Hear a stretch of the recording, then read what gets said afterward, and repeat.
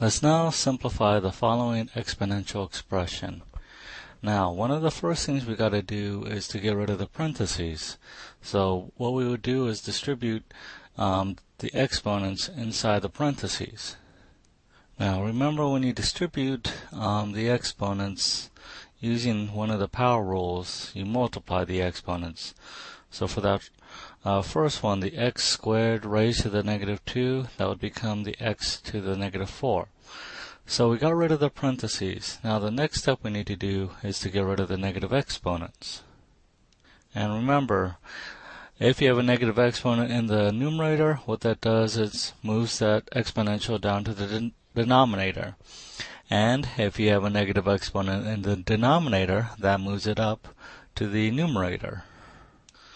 So what that did, it moved the 2 squared term down, the x to the 4th term down, and the x to the 8th term down. And then what it does, it moves the y squared up, the z to the 5th up, the 3 to the 3rd up, the x to the 18th up, and the z to the 15th up. So we got rid of all the negative exponents. Now the next thing to do is combine the exponentials in the numerator together and combine those in the denominator together. And remember, when you do so, if they have the same base, you add their exponents. So we combine the exponents in the numerator and denominator together. So on the top we end up with a 3 cubed, and then the x to the 18th, and then combining the y to the 6th and y to the 8th, we end up, y to the 6th and the y to the 2nd, we end up with the y to the 8th. And then the z to the 5th and the z to the 15th, we get z to the 20th.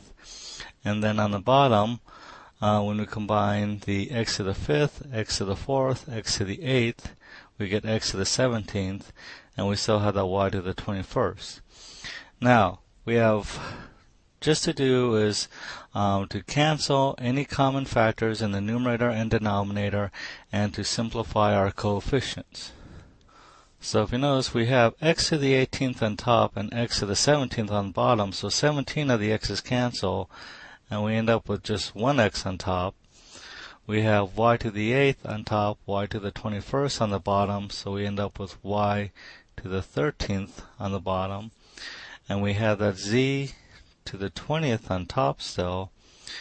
And then simplifying our coefficients, well, 3 to the 3rd, that's 27. 4 times 2 squared, since 2 squared is 4, that would be 16. And then that would be our final answer. Noticing we no longer have any parentheses. Each variable shows up only once, and we no longer have any negative exponents.